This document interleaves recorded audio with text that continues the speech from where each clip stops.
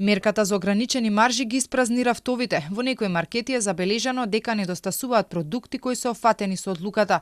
Производители пак наместо со 10 продолжиле да работат со маржи кои надминуваат 30%. Ова за Телма го потврди од пазарна. Бараат измени во законите за да може оние кои не ги почитуваат одлуките да бидат казнети поригорозно. И покрај сите притисоци кои се прават, ќе продолжиме да работиме и на крајот секој кој ја прекршил одлуката ќе биде јавно објавен од моја страна. Инспекторите се на терен, но сметам дека паричните казни од 7 до 10.000 евра се мали, со оглед на тоа што станува збор за големи ланци маркети со големи заработки. Уште пред една година побарав да има измени во законот за казните да бидат поригорозни. Според анализите на бизнис мрежа, минатата година познат трговец остварил добивка од околу 10 милиони евра, кога исто така на сила беа мерки за ограничени маржи и цени.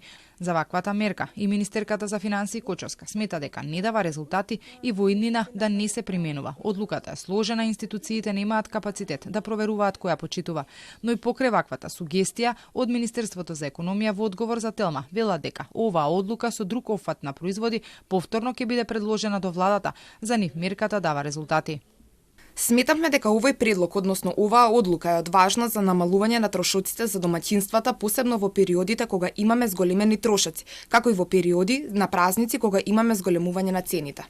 Паралелно на сила и законот за нефер трговија кој се очекува да стави крај на проблемите со цените, но и овој документ трговците го изигруваат. Дел од добавувачите уште пред неколку дена за Телма потврдија дека големи трговци ги условуваат со откажување на нарачките на стока ако не се потпише договор по нивни услови, а не согласно новиот закон. Дали се почитува овој закон, се поизвестно е дека тоа во моментов нема кој да го утврди. Тоа е работа на Комисијата за заштита на конкуренцијата која до крајот на годинава само ќе опоменува, но прашање е и тоа како ќе го прави, затоа што добавувачите немаат каде да ги пријават притисоците.